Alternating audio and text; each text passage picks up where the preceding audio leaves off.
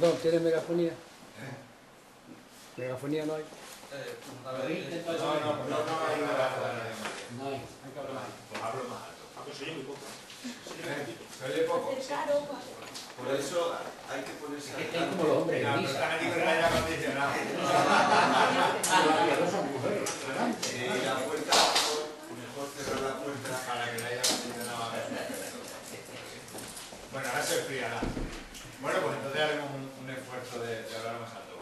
Buenos días, decía, y bienvenidos y bienvenidas a esta segunda jornada del aula de verano de Fe y Cultura, que como sabéis este año y en el marco del año de la caridad de la diócesis, que tenemos aquí, el año de la fe al servicio de la caridad en la diócesis de Coria Cáceres, pues hemos titulado En busca de la verdad, más allá de la solidaridad. Y como cada año intentamos abordar el tema que tratamos, el año pasado fue la paz, este año la caridad, desde tres puntos de vista.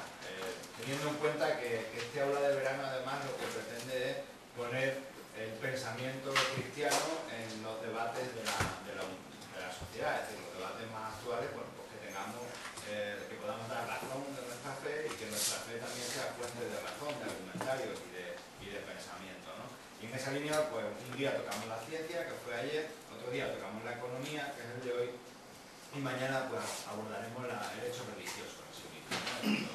La religión, lo sociológico, ¿no? Llamamos político, social, sociológico, llamémoslo X, ¿no? Es decir, compromiso social cristiano, es el tercer bloque que solemos abordar, ¿no? Entonces, bueno, pues como sabéis, del bloque de economía, pues cada año me toca a mí, y hoy vamos a tener como cuatro grandes bloques, ¿no? En primer lugar, una ponencia que ahora presentaré de mi amigo Fernando Rivas. A continuación tendremos una mesa redonda en la que vamos a tocar, a palpar experiencias de economía centrada en la persona, en gente que ha utilizado la empresa como instrumento para el fin social. Además, por alguna conversación como tuvimos ayer, por aquí hay gente que también tiene esa experiencia de haber utilizado la empresa como un medio para un fin de bien común, de bien social, y analizaremos qué características tiene, etc. Por la tarde haremos un taller mucho más práctico de la empresa social, porque consideramos que la gente que está involucrada en diferentes realidades eclesiales, sobre todo de carácter más social, pues deben conocer también técnicamente en qué consiste una empresa social, qué características tiene, por qué es un instrumento idóneo, en qué consiste, y hablaremos y debatiremos y trabajaremos sobre ello con casos y demás. Y por último, bueno, pues como es el día central, es sábado y tal, pues tenemos una actividad en la frontera entre lo cultural, lo lúdico, pero también en el aprendizaje, que es un poco el objetivo de este curso de verano, que será una visita guiada a la ciudad monumental de Cáceres, visitando los lugares de la caridad, llamamos los lugares de la caridad en la ciudad monumental. A la que estáis invitados, incluso si creéis que a alguien le puede interesar, pues podéis invitar para que alguien a las 9 se pase por aquí y nos vayamos. Bien, dicho esto, pues vamos a centrarnos ya en la primera ponencia que tenemos hoy, ¿no? Tengo el placer de presentaros a uno de mis mejores amigos, así, en la vida hay muchos conocidos, pero amigos que no, tienen 4 o 5, y yo puedo decir que Fernando es mi amigo, de verdad. Tenía muchas ganas de tener una excusa para traerlo, lo que pasa es que, claro, su especialidad es historia antigua de la Iglesia, ¿no? Entonces, bueno, era complicado, ¿no? Siendo yo economista y llamándome siempre a mí para cosas estas de doctrina social y esas cosas, pues me era complicado, ¿no? Y comiendo hace unos meses, pues me habló de que había escrito un artículo sobre la economía de lo superfluo, inspirado en el comportamiento económico, en las referencias económicas de los primeros cristianos. Es decir, tomando como referencia la organización económica, la dimensión económica de los primeros cristianos, él había elaborado una reflexión sobre la economía de lo necesario y la economía de lo superfluo, que en tiempos de crisis pues toma especial relevancia. Me pareció muy interesante para este curso de verano, porque además, bueno, pues siempre hay cierto mito acerca del hecho comunitario de los primeros cristianos. En estas aulas de verano, tanto en la anterior como esta, siempre nos ha interesado mucho la dimensión comunitaria, como una dimensión alternativa y propiamente cristiana a la dimensión, digamos, de la familia como comunidad o a la dimensión civil de la organización política del Estado, en el sentido de que uno pertenece a un distrito y tiene su filiación y demás, ¿no? Fernando Rivas Rebaque nació en un pequeño pueblo de Ciudad Real que se llama la Torre de Juan Abad, en el año 59. Y después de haber estudiado en los seminarios de Ciudad Real y de Madrid, fue ordenado sacerdote en el 87, dentro de la diócesis de Getafe. Es licenciado en Filosofía Clásica por la Complutense y en Sagrada Escritura por la Universidad Pontificia Comillas de Madrid. Doctor en Teología por esta misma universidad, donde ejerce la docencia en Historia Antigua de la Iglesia y Patrología, además de griego bíblico, espiritualidad del Oriente cristiano y terapia de las enfermedades espirituales. Esto hay que decir que es una de las líneas de investigación de Fernando, de terapia de las enfermedades espirituales, que a don Francisco, nuestro obispo, pues le interesa y ha leído y le conoce por ese trabajo, ¿no? De su trabajo en Cáritas nace la tesis doctoral Defensor Pauperum, los pobres en las homilías de los siglos sextos, no, en las homilías sexta, séptima, octava y 14b de Basilio de Cesarea. Tú también, la tesis, macho. Siempre que pones un nombre raro, la tesis pones un nombre común y no olvides. Difícil de leer, ¿no? Incluso lo puede leer alguien.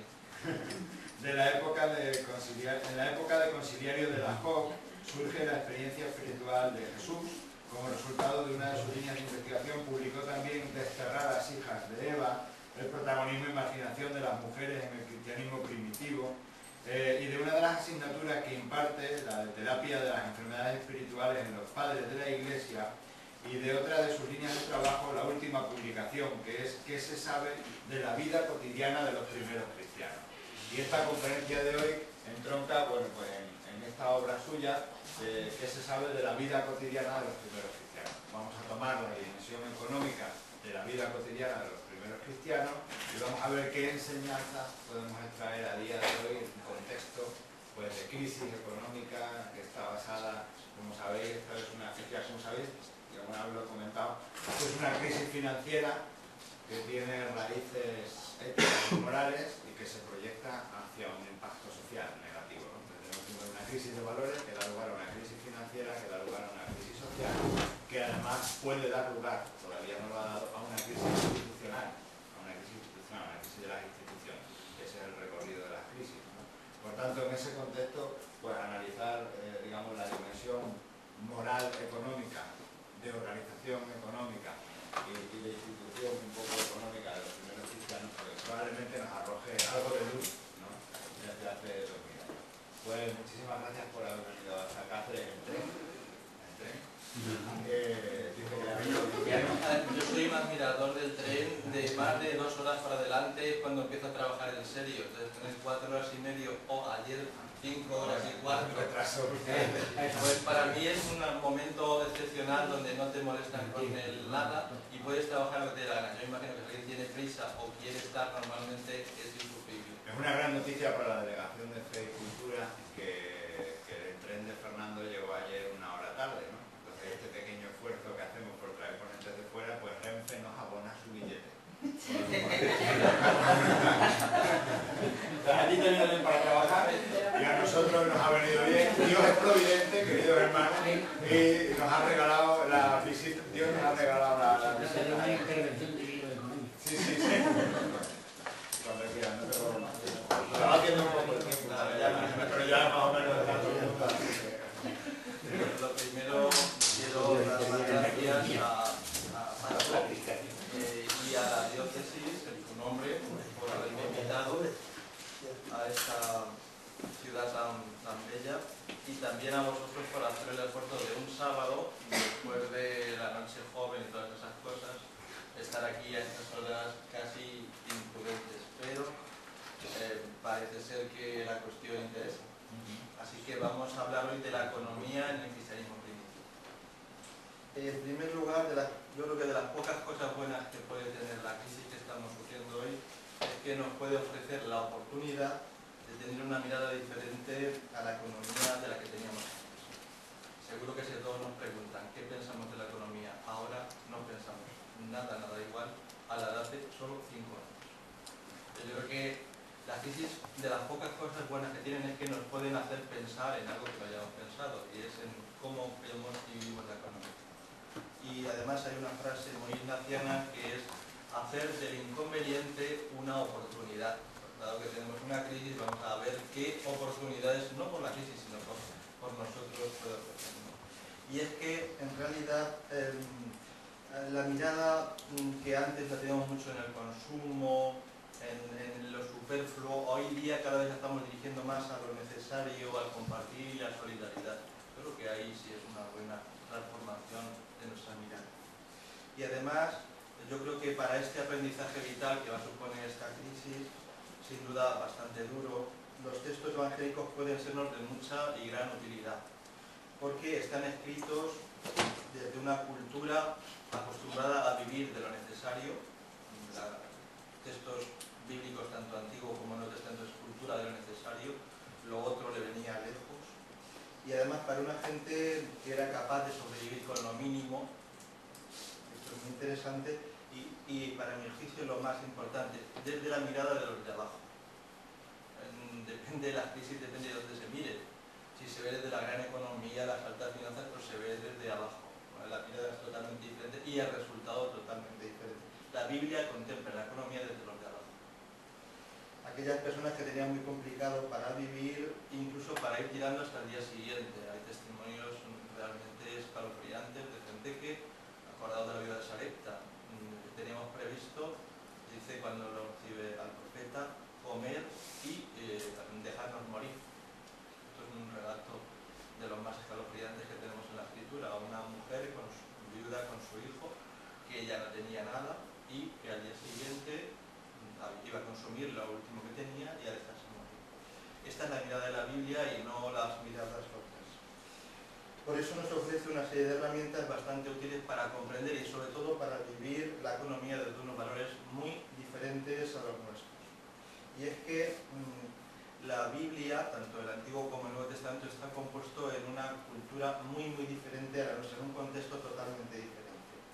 Es el contexto del mundo mediterráneo antiguo, donde lo más importante para ellos no era la economía, sino el honor. No era el dinero, sino la valoración que la demás gente tenía de uno mismo. El centro de la vida para los antiguos no era en torno a la economía, la riqueza, los bienes, sino en torno a cómo los demás los veían. De hecho, no deja de ser sintomático que la palabra economía, que tanto importancia le damos hoy, en la antigüedad no se utilizaba nada más que para lo que en realidad es su etimología. Oikos, casa, nomos. Normas.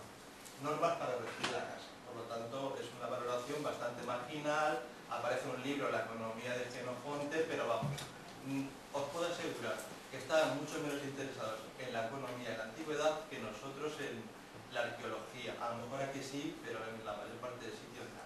Es decir, no les importaba nada. Normas para regir la casa. Tenía una forma diferente de entender la vida y por lo tanto también la economía.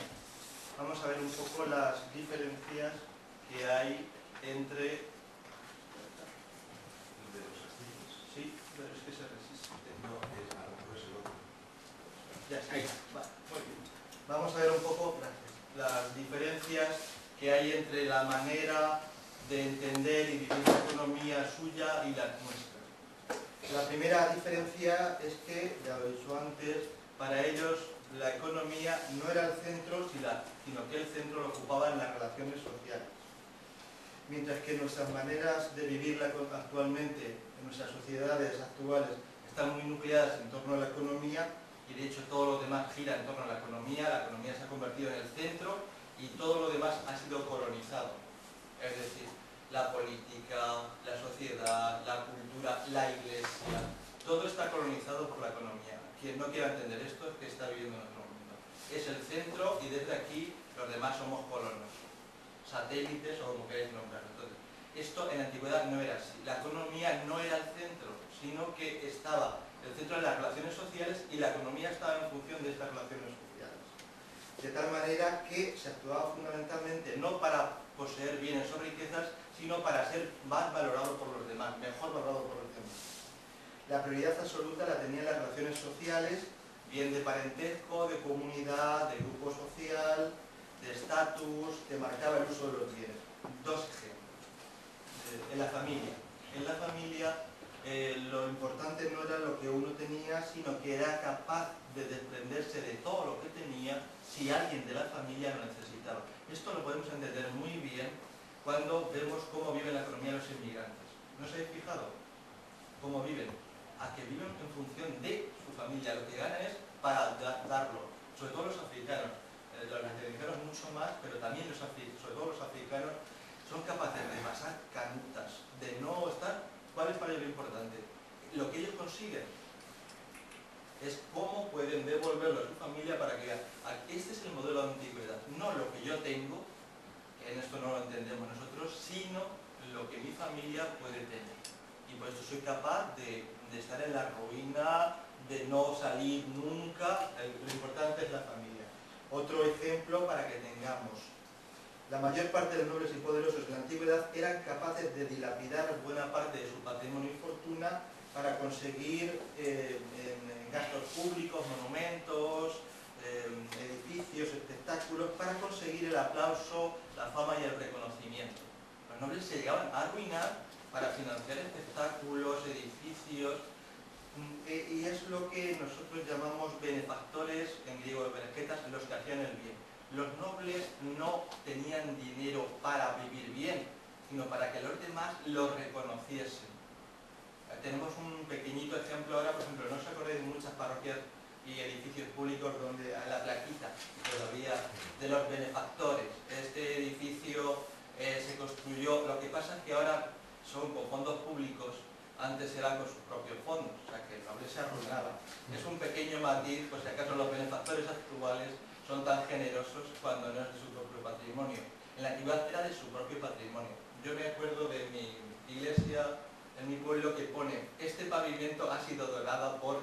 Es decir, y seguro que todos conocemos esa pequeña plaquita, digamos, y procede de estos nobles benefactores de la antigüedad que querían ser nombrados, famosos y perpetuados por estos recuerdos de la gente. Todo tipo de recuerdos. Antiguamente en la antigüedad eran estatuas, plaquitas, aplausos en público, y vas al teatro y toda la gente bla, pues eso a quien no le gusta que le aplaudan. Estos son dos ejemplos para que veáis que lo importante no es la economía, sino las relaciones sociales.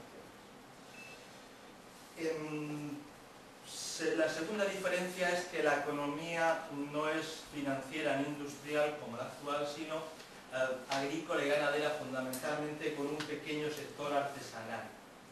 Las sociedades denominadas postindustriales, la economía gira fundamentalmente en torno al mundo financiero industrial y a los grandes mercados impersonales y anónimos. En la antigüedad la economía estaba centrada en torno a la producción agrícola y ganadera, mientras que la pequeña industria y el artesanado ocupaba un reducido lugar dentro de esta economía. Para que os hagamos una idea, el 90% de la población vivía en el campo. 90% de la población vivía en el campo. Y solo una pequeña minoría, en torno al 5 o 7%, vivía en las ciudades. Que, por cierto, las ciudades no producían, sino que vivían de los excedentes de producción del campo. Con lo cual la visión era muy diferente según fueses campesino o ciudadano. Los ciudadanos veían a los del campo como incultos, salvajes, analfabetos, y los del campo veían a los de la ciudad no solo como engreídos, sino como chupópteros. Por eso habría que analizar un poco la mirada de Jesús como campesino galileo cuando va a Jerusalén, que a veces no somos capaces. Cuando él ve el templo de Jerusalén, de los metanupanos, eran los jerosolimitanos, él no lo contempla como un maravilloso edificio.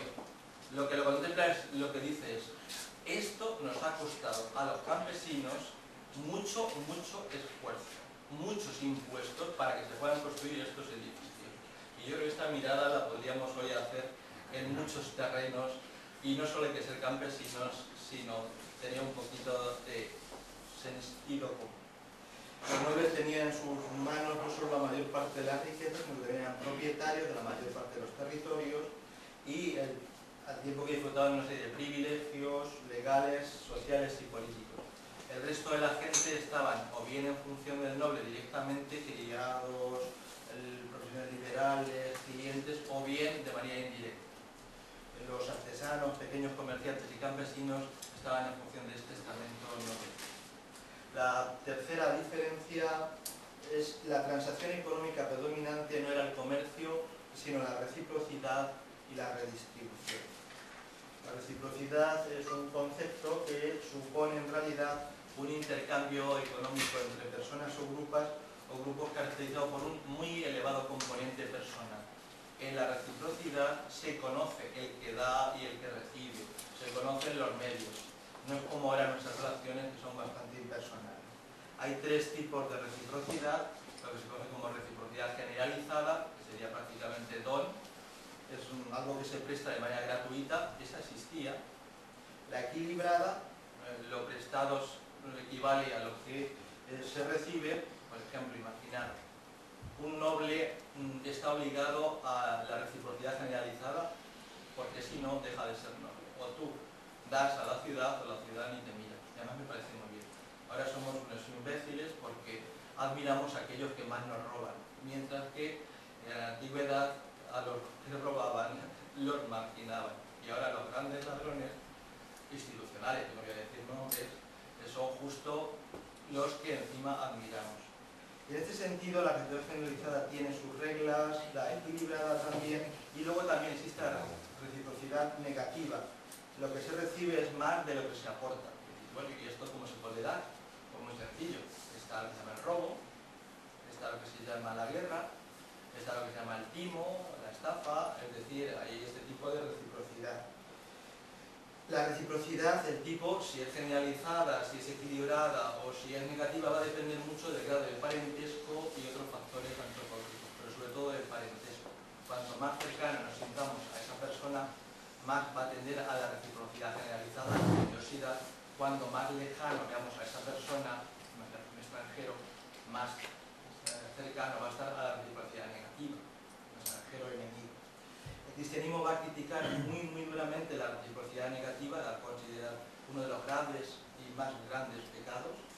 Esto era muy habitual en su tiempo, pero va a hacer una propuesta muy novedosa, que es considerar que la opción más acorde con el plan de Dios es la reciprocidad generalizada, de carácter universal, es decir, que hay que compartir con el necesitado no solo lo que me sobra, sino incluso lo necesario. Esto va a ser una constante a lo largo de toda la antigüedad, a la vez que un distintivo. No hay ningún movimiento social, grupo religioso que proponga esto tan reiteradamente como es el judaísmo y también en nuestra matriz cristiana. La redistribución consiste en un movimiento inicial de apropiación o recolección hacia un centro que después se encarga de devolverlo hacia el exterior. La manera más habitual suele ser los impuestos, donde de las provincias se van recogiendo hacia un centro, el cual presuntamente y generosamente redistribuiría de manera equitativa a toda la periferia otra vez. Un sistema de impuestos en el fondo se basa en ese esquema. Lo que pasa es que en la antigüedad y hoy el que parte y reparte se queda con la mejor parte. Es decir, que siempre, pero no solo en la capital, en Roma, sino que también cada uno, en la medida de lo posible, cogía su mordida en su parte correspondiente. Por eso la imagen que tenían los recaudadores de impuestos, como veréis, no es nada positiva. Pues que lo normal es que se le quede algo entre las uñitas. En cambio, es muy curioso cómo en el libro de Hechos de los Apóstoles vemos que la propuesta para la comunidad cristiana es justo este modelo de redistribución. Es decir, los apóstoles se encargan de recoger lo que cada uno de los fieles va donando para después devolverlo o redistribuirlo. O sea que este modelo parece ser que es el que la comunidad de Jerusalén optó como el más apropiado para su funcionamiento. O sea que es un modelo tan aberrante como para que el primer ideal de comunidad cristiana lo adopte. Y de hecho, para reafirmar este modelo, nos va a proponer dos ejemplos. Por un lado, el ejemplo negativo, que es el de José y Ana, que venden todo lo que tienen, su campo y lo donan, y sobre todo porque aquí siempre hay que ser, los modelos negativos no hay que poner muchos ejemplos. Sobre todo pone un ejemplo negativo, que es el caso de Ananías y Safira, una pareja que se queda con parte de su patrimonio. El resultado, si queréis leerlo, Hechos 5, 1, 11. Es bastante escabroso, así que lo dejamos para un usuario infantil para después. Hechos 5, 1, 11, si queréis, el caso de Ananías y Safira. ¿Qué pasa con estos dos, esta pareja que no comparte todo lo que tiene? La cuarta diferencia es que mientras hoy la economía tiene sus propias reglas, en la antigüedad la economía estaba controlada por la ética.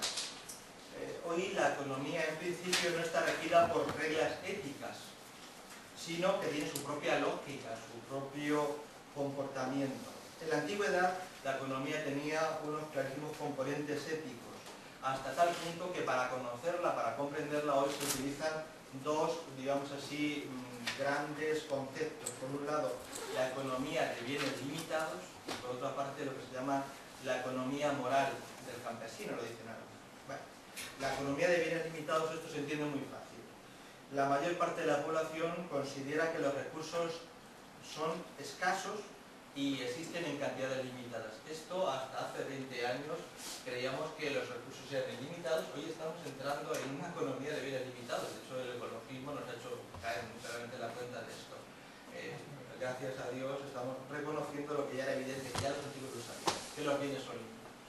Por lo tanto, si son limitados, a cada persona le corresponde una parte del total de bienes disponibles, lo necesario para vivir dignamente. Es decir, si es uno religioso, Dios ha concedido a cada persona lo necesario para que pueda vivir dignamente. El problema es, si hay alguien que consume más de lo necesario, que vive en el lujo y lo superfluo, ¿qué pasa? Solución, que si alguien tiene más, imaginaros, somos 8, hay 8 trocitos. Si uno tiene 3, ¿qué pasa? Hay dos que no comen. Esto es evidente, lo sabemos descubrir cuando vemos con trocitos de queso, pero en la vida es lo que está pasando hoy y nadie nos trabajamos las vestiduras. Esto se llama economía de bienes limitados.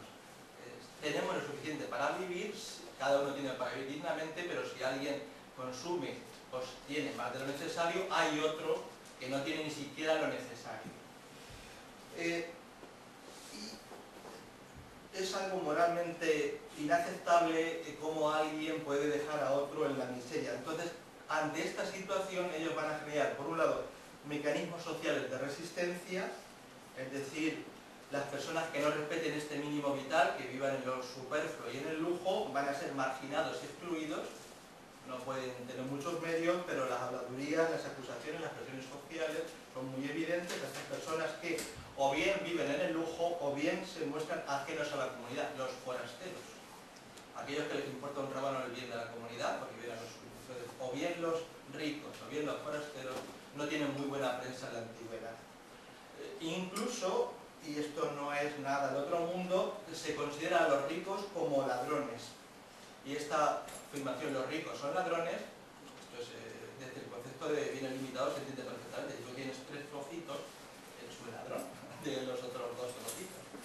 Atraviesa toda la escritura, leeros alguna cita de Amós o Isaías y otros profetas, e incluso hasta el mismo siglo IV, en el siglo IV, un San Jerónimo se atreve a decir una frase que es un tanto llamativa: los ricos o son ladrones o hijos de ladrones, o sea, directamente. Y desde ese punto de vista se entiende. Los ricos, por lo tanto, estaban moralmente obligados a redistribuir parte de sus riquezas para el bien común. Si lo hacían así, eran bien considerados, si no, eran creados como avariciosos. Y eso es lo peor que puede ser un rico. Aparte de estos mecanismos, digamos así, defensivos, también existe una serie de estrategias para mostrar a los demás que no se arrebata los bienes a otro. Vida frugal, trabajo duro, yo lo que tengo lo he conseguido con mi esfuerzo, no vivo más allá de mis posibilidades. Esto es un elemento muy interesante porque la economía campesina trabaja mucho con el trabajo duro y la economía frugal, vida frugal, que yo creo que es algo que nos ha hecho, es una de las cosas que había que recuperar, el cómo tener una vida frugal como elemento de felicidad, no solo por el elemento de no hay más remedio, eso sí. Ahora a lo mejor descubrimos que el no hay más remedio puede, aunque solo sea como la zorra y la suba, pues bueno, verlo un poquito posible. Estos mecanismos o estrategias defensivas, aparte de demostrar a los demás que no estoy robando aquí mi trabajo, el esfuerzo, consistían en el aumento de la solidaridad intergrupal mediante la participación en la vida comunitaria. En momentos de especial necesidad se tenía que empujar, poner más el hombro para la situación. E incluso el potenciar una serie de valores locales frente a la presión de los ricos forasteros y sus valores. Es decir, potenciar los valores locales frente a los ricos extranjeros que vienen un poco a robarnos, a aprovecharse de nosotros. Los evangelios están muy atravesados de estos valores, potenciar los valores locales frente a los ricos extranjeros. En el fondo, lo más importante de la antigüedad no era si se tenía muchos bienes o pocos. Lo importante era, por un lado, la forma de adquirirlo. Si se ganaba a costa del otro era injusto, si se conseguía con esfuerzo e inteligencia era honesto, y sobre todo las formas de gastarlo. Si se gastaba para uno mismo y para el lujo era injusto e deshonesto. Si se gastaba para los demás y para el bien común era bueno. Ellos respetaban que hubiese ricos, no les interesaba ningún problema, pero ricos generosos. Y si no era generoso, caña al mono. De tal manera que el ideal, sin embargo, no era ni ser rico ni ser miserable, sino el justo medio, tener lo necesario para vivir. Junto a la economía de bienes limitados hay otro concepto muy interesante que es el de la economía moral. Dado que la mayor parte de la población se encontraba al borde de la subsistencia, especialmente en el campo, van a establecerse una serie de mecanismos para defender lo que se consideraba como lo necesario para la vida, el mínimo vital, la renta mínima, que decimos ahora, inserción, o se decía antiguamente, ya con estos temas. Es decir, aquello que se consideraba como lo estrictamente necesario para la vida. En la antigüedad son tres elementos. Por un lado, la casa, por otra parte, el alimento y por otra parte, el vestido. Nos puede sorprender, pero es así la antigüedad. Ejemplo, parábola del rico Epulón y el pobre Lázaro, donde se contraponen dos estilos de vida. El del rico y lo veremos, no el del pobre, sino el del miserable. ¿Qué es lo que tiene el rico? ¿Tiene una casa? No, tiene una mansión. ¿El pobre qué tiene? Es un sin hogar. ¿Qué es lo que tiene el rico? ¿Comida? No. Banqueteada. ¿Qué es lo que tiene el pobre? Ni las migajas. ¿Qué es lo que tiene el rico? ¿Un vestido? No, vestidos lujosos, de púrpura, dice, que además solo voy a llevar el emperador. ¿Qué es lo que tiene el pobre? La enfermedad que lo cubría, es lo único que tiene. Fijaros ahí cómo se ven los tres elementos claramente. Ahí es un modelo muy contrapuesto, es mostrar el máximo y el mínimo. Lucas es muy carroñero, ya todavía no se conforma, va a mostrar una especie de paralelismo entre uno y otro. La división social digamos así, fundamental era entre aquellas personas que vivían en el mundo de lo superfluo, que no necesitaban trabajar, el mundo de los ricos, y luego el mundo de los que tenían que vivir de su trabajo, que era el mundo de los pobres, peñas. Pero estos tenían casa, alimento y vestido. Lo necesario, pero lo tenían. El pobre tenía casa, muy cutre, pero tenía alimento, aunque después se para ese día, y vestido. Y luego hay otro escalafón inferior que era el de los menesterosos o los mendigos, los eptojoi. Son aquellos que no tienen ni casa, no tienen ni alimento, ni vestido. El caso de el pobre Lázaro, en realidad no es pobre, es un mendigo. Hay muchos ejemplos, además incluso algunos que nos pueden sorprender. Si yo digo, bienaventurados los pobres, ¿en quiénes estáis pensando? ¿En los pobres penitentes o en los pobres eptojoi? ¿Aquellos que son pobres o los mendigos? Son Maquiavelo y Eptojoi, son los mendigos. No está pensando en los pobres. La bienaventuranza no es para los pobres, los que tienen para comer, aunque sea con su trabajo. Está pensando en los mendigos, directamente.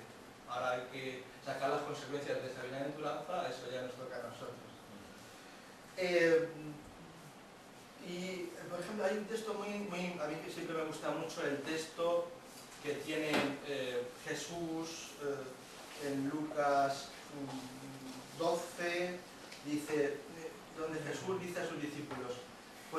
digo, no andéis preocupados pensando qué vais a comer para poder vivir, esto que es alimento, ni con qué vestido vais a cubrir vuestro cuerpo, vestido, porque la vida es más importante que el alimento y el cuerpo más que el vestido. Sigue, fijaos en los cuervos, aquí contrapone, no siembran ni siegan, ni tienen despensas ni graneros, y Dios los alimenta, el alimento. Fijaos, dice, ¿cuánto más valéis vosotros que los pájaros? Fijaos cómo crecen los lirios, no se afanan ni hilan, pero os digo que ni Salomón en todo su esplendor se vistió como uno de ellos.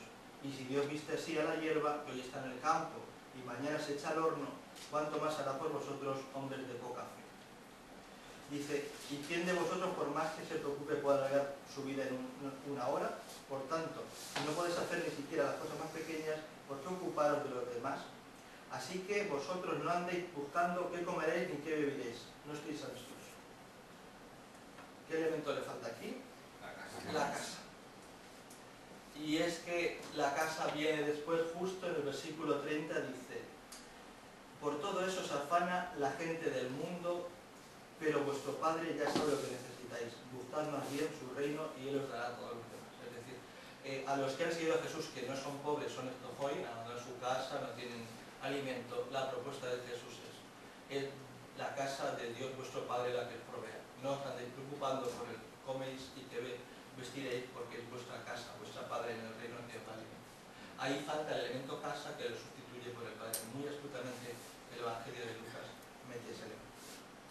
La quinta y última diferencia es que mientras para nuestra cultura y economía, para nuestra cultura la economía está dentro de las ciencias exactas, aunque yo esto de la economía cada vez lo considero más profecía y de la mala además, de meteorología, yo lo profesor entre comillas, son por números y cosas así para dar sensación de que se sabe lo que se va, cada vez lo considero más como una especie de chamanes postmodernos.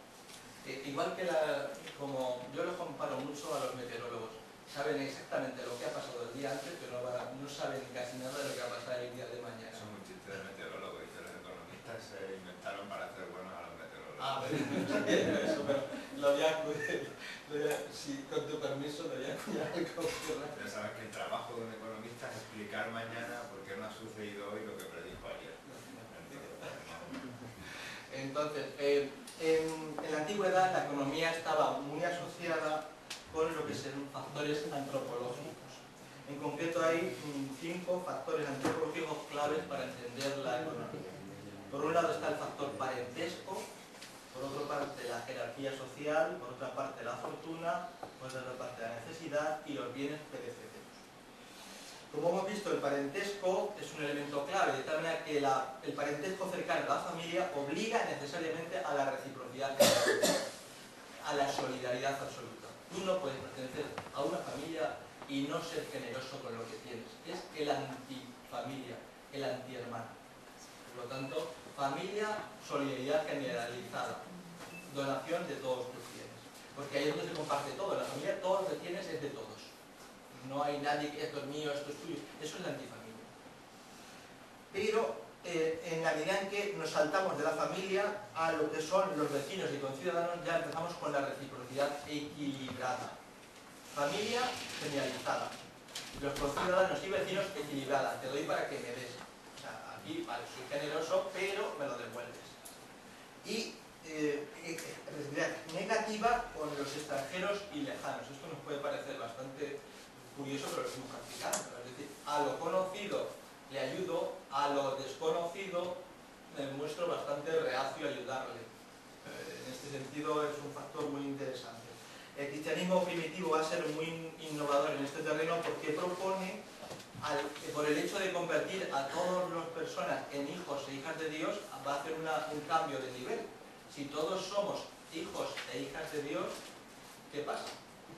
Que tenemos que comportarnos como hermanos. Por lo tanto, hay que solidaridad, reciprocidad generalizada con todos. Esto es una novedad absoluta y no sabemos cómo vivirlo.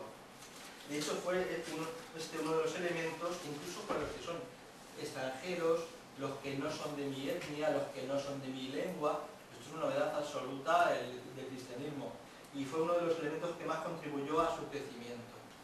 el hecho de esa solidaridad entre todos, extraños, eso les causaba sorpresa. Luciano llega a decir que están locos, estamos locos.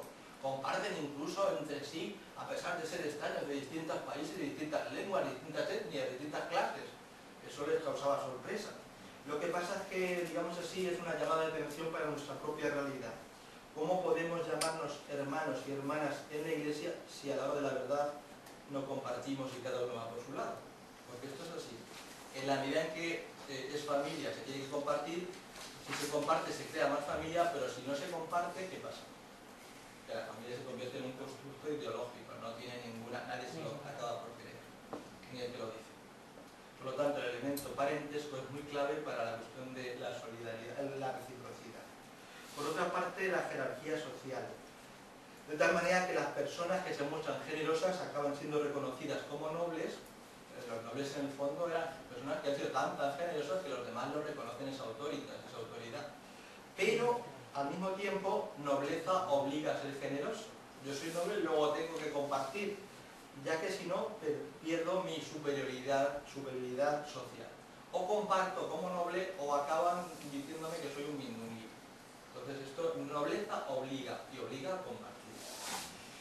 Y es una permanente exigencia para los estamentos superiores, obligación de compartir. Si quieren que te valoren, comparte, y si no, marginación. A mí me parece muy bien. Castigo al insolidario directamente. Solo faltaba que encima alabemos a los insolidarios, ¿y usted? Esto son más razonables. Al insolidario, encima le vamos a poner en los primeros sitios y les vamos a las primeras fotitos, nada. Las más que morir. Pero también es una permanente exigencia para nosotros. Hay un título de un obispo francés que a mí me encantó, que se llama Una iglesia que no sirve para nada.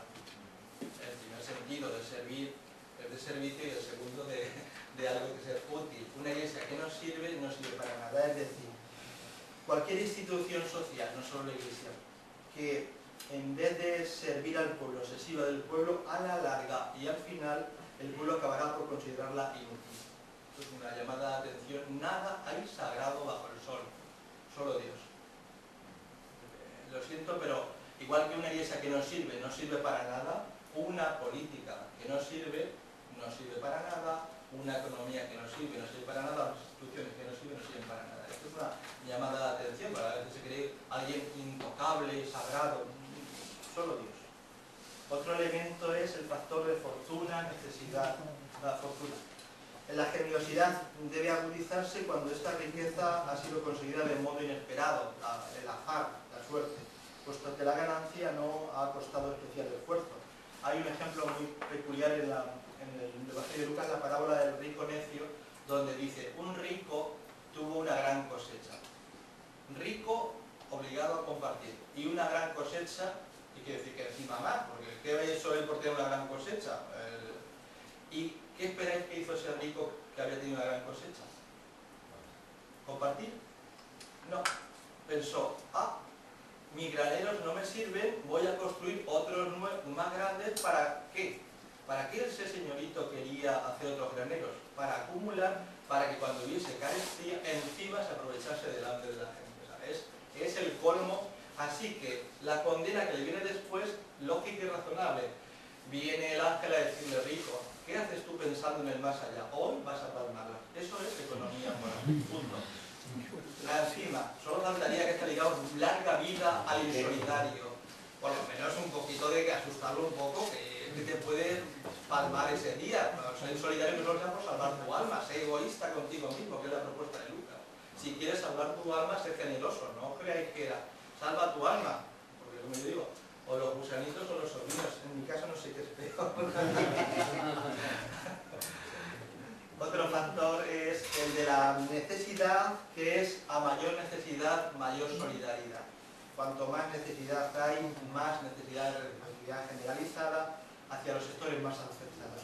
En concreto, las personas situadas en la cúspide tienen una mayor obligación social de tener un papel más activo en esta solidaridad.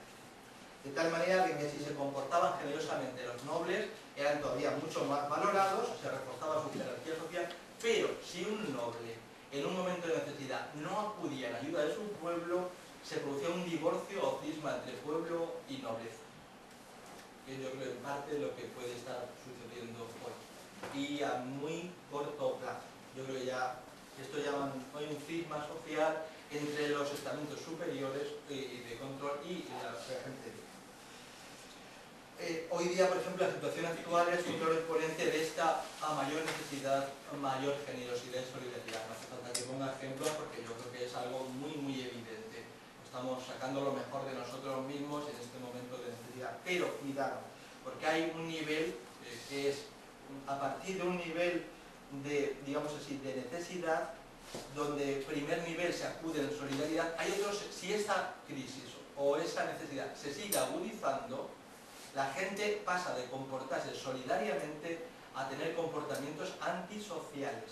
Es un nivel, o sea, tú eres generoso hasta un nivel, pero llega un nivel donde si eso sigue agudizándose, ya no, tu tendencia no es a ser generoso, sino que me quedo sin nada, por lo menos Santa Rita, que me quede como estoy, apáñatelas como puedas, o yo el primero.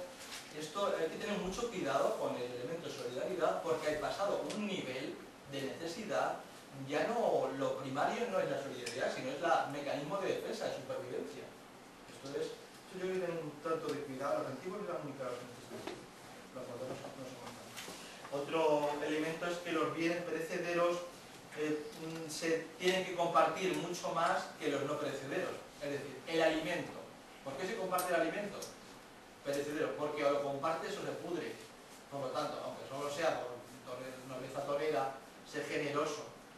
Es decir, lo mejor que se puede hacer con un alimento, un bien perecedero, es compartirlos, darlos. Entre echarlos a perder y darlos, pues yo creo que queda mucho mejor darlos. Incluso los bienes perecederos compartidos crean unos estrechísimos vínculos de solidaridad. Cuando tú das a un necesitado hambre, pan, es el vínculo más estrecho que se puede crear entre personas. Por lo tanto, los bienes perecederos, sobre todo alimento, es muy un creador de vínculos extremos. La Eucaristía tiene este fundamento. Y eso sí, igual que el compartir el bien perecedero es el que crea unos vínculos más estrechos, el negar el alimento en esta situación genera las situaciones más inhumanas, la mayor distancia. Creo que también hay que ser consciente de eso. Pasamos al otro elemento, que sería postura del cristianismo con respecto a los bienes materiales. Yo lo reduzco fundamentalmente a dos posturas, simplificando, a veces están mezcladas: la postura judeocristiana y la postura helenística. La postura judeocristiana la podemos encontrar en Hechos de los Apóstoles y en la Carta de Santiago. Para esta postura, los bienes materiales no tienen ningún valor teológico, no sirven en el fondo para nada. Son un estorbo para el seguimiento de Jesús. Acordaos, por ejemplo, el joven rico. ¿Por qué no seguía a Jesús y todo? Porque era rico. Y no solo estorbo para el seguimiento de Jesús, además para la salvación. Dice, es más difícil para un rico entrar en el reino de los cielos que un camello, es decir, estorbo para el seguimiento, estorbo para la salvación, y además produce graves problemas personales, la avaricia y sociales. La riqueza es la causa de todos los males, es una especie de eslogan muy habitual en la ciudad. Por lo tanto, si la riqueza es así, ¿qué es lo único honesto que se puede hacer con la riqueza? Darla, compartirla, sobre todo con los pobres. Por eso el mensaje: ve y da todo lo que tienes, vende todo lo que tienes y dáselo a los pobres. Esta ldinámica. ¿De qué te sirve esto si no va a servirte nada más que para no seguir a Jesús plenamente, no salvarte? Bueno, ve y dáselo a los pobres. Este ideal se va a seguir en la medida en que la venida del reino sea inminente. ¿De qué sirve tener bienes si el fin del mundo está ya aquí? En Pablo, en las comunidades paulinas es muy habitual esto. Pero en la medida en que la escatología, el reino, el fin del mundo se vaya retardando, pues esta llamada, bueno, ya que como, si está aquí bien, pero si está de aquí a 4 años, por lo menos yo guardar para estos 4 años. Y también en la medida en que las comunidades estén compuestas por gente de estamento superior o no. Si hay ricos en una comunidad, lo normal es que no se le eche fuera. Pero si no es rico, podemos decir que los ricos son malos, perversos, insolidarios. Este ideal se fue reduciendo a pequeños grupos que van a intentar revivirlo cada cierto tiempo. El monacato primitivo, franciscanismo y posteriormente los otros grupos. O sea, en la comunidad eclesial renunció a este ideal muy pronto, y se pasó al modelo que yo llamo postura helenística. Es una concepción más positiva y pragmática de la riqueza. La riqueza no es considerada como intrínsecamente perversa, sino que todo depende del uso que se haga de ella o no. Si se usa la riqueza para alimentar las propias pasiones y en contra del bien común, es una mala riqueza. Pero si se usa de manera sensata y para ayudar a los demás, especialmente a los más necesitados, es buena. Es decir, la riqueza no es ni buena ni mala. Para los judíos cristianos ya es intrínsecamente perversa. Todo depende del uso que hagas de ella. Por lo tanto, lo importante, la solución pasa por A, el control que tú hagas de tu propia vida, no vivir esclavizado de las riquezas, que es una llamada muy continua en Lucas. Las riquezas depende de su uso, por lo tanto, A, que las riquezas no te esclavicen, eso es una temática. B, tomar conciencia de que los bienes no son propiedad tuya, son propiedad de Dios. Esto es un mensaje muy evidente. Tú, el rico, no es propietario de la riqueza, es oikonomos, administrador. Esto yo creo que a veces es un mensaje muy aleccionador. El propietario es Dios. Los ricos son oikónomos. Por cierto, dice Lucas, al que se le pedirá cuenta pormenorizadamente del uso que haya hecho de ellas. Pormenorizadamente. A mí ese adjetivo, ese adverbio me resulta peculiar. Hasta el último céntimo. Por lo tanto, el rico, que se apañe bien los machos. Dios dijo generoso dándole los bienes, pero no para su propio uso, sino para que sea generoso.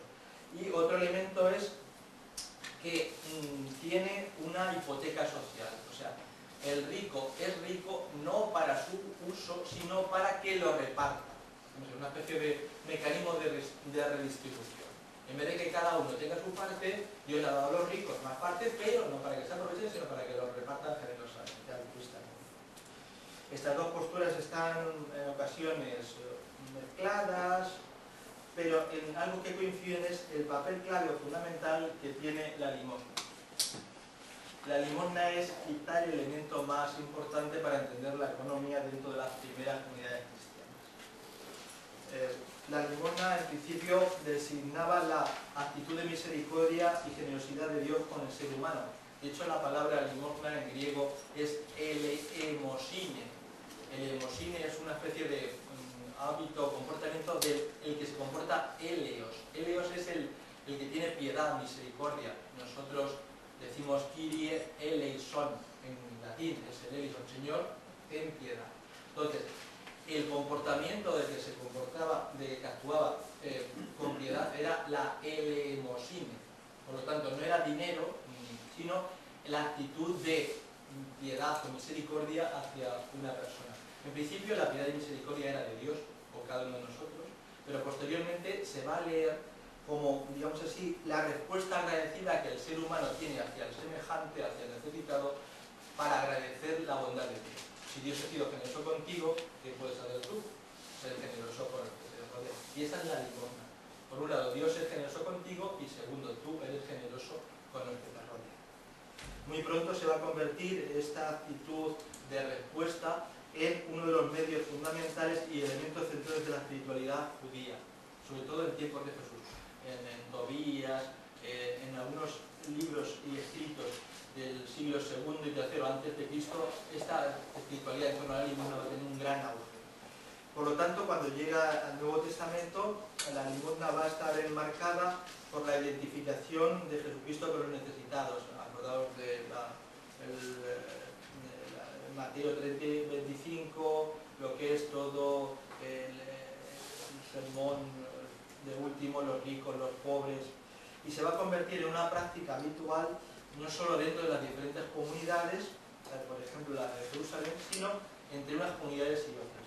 Por ejemplo, es muy interesante el comportamiento de Pablo.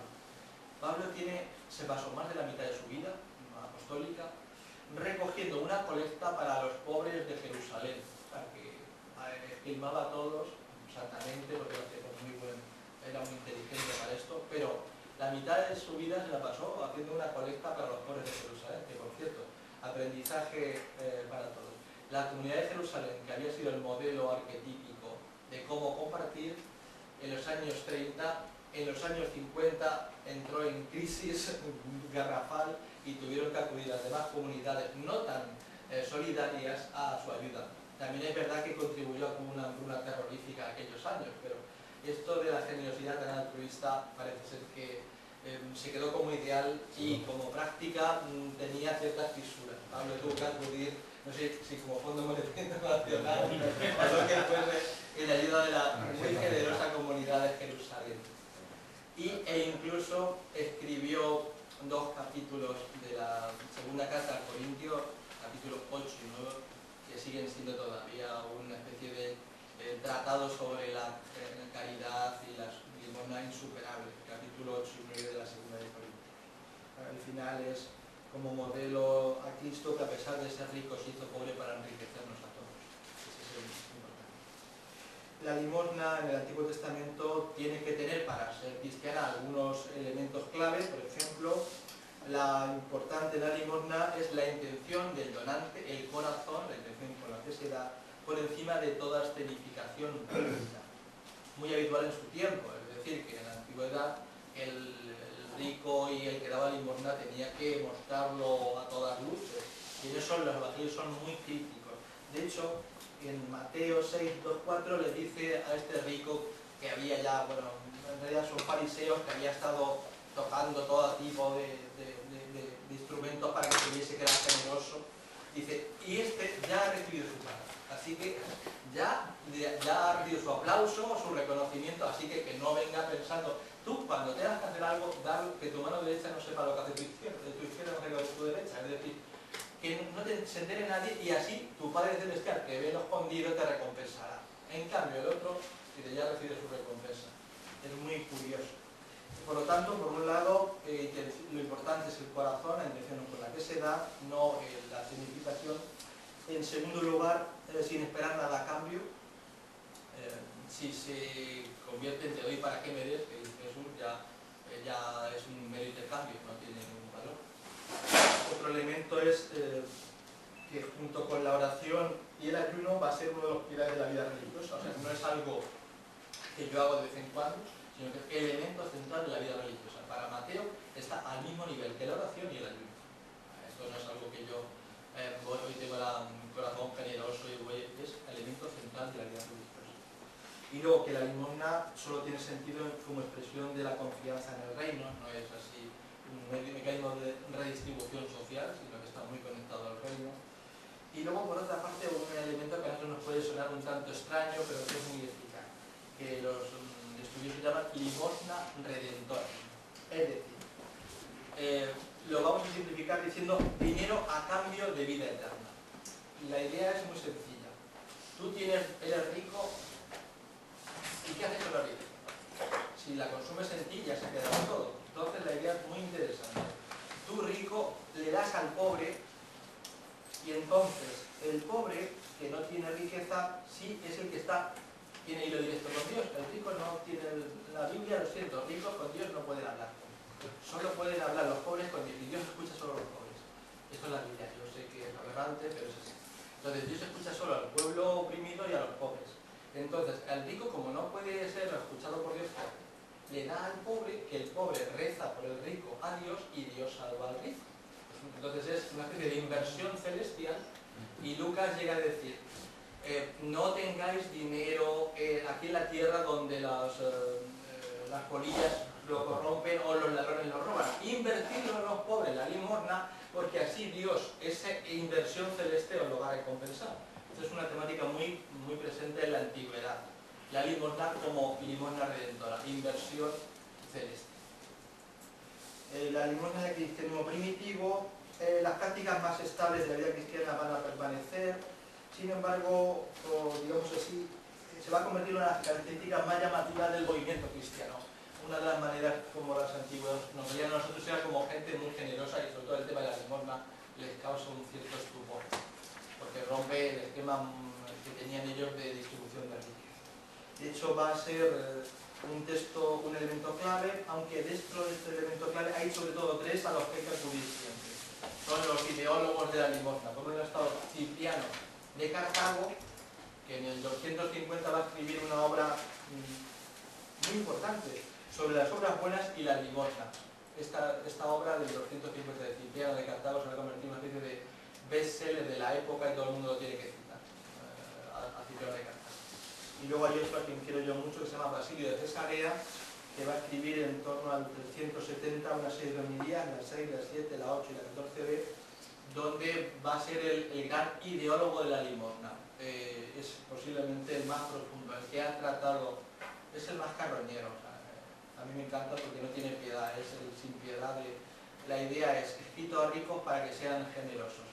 Todos los elementos están explotados. Si alguien quiere saber cómo, entre comillas, manipular a un rico santamente, como se ha visto, que acuda a Basilio, que va a dar todos los argumentos y más. Uno, después de leer a Basilio, si tiene algo en su cuenta corriente, prácticamente tiene un complejo de culpabilidad como si fuese el gran... Entonces, leerlo, que cuando estéis en un momento de crisis, no en un momento de efervescencia. Y luego otro que es el que para mi gusto tiene más sentido común y sobre todo más belleza, que es Juan Crisóstomo. Es prácticamente, a mí me resulta increíble la capacidad que tiene para convencerte. Todo lo que diga él es una cosa espectacular. Voy a decir algún texto por aquí de él. Hay uno de Juan Crisóstomo, que normalmente es el que no. Tiene un texto sobre la limosna, además muy conectado con lo cristiano. Sin embargo, aunque la limosna como práctica sigue estable, hay cierto, digamos así, división de opiniones con respecto a ciertos temas. Por un lado, ¿cómo se debe realizar la limosna?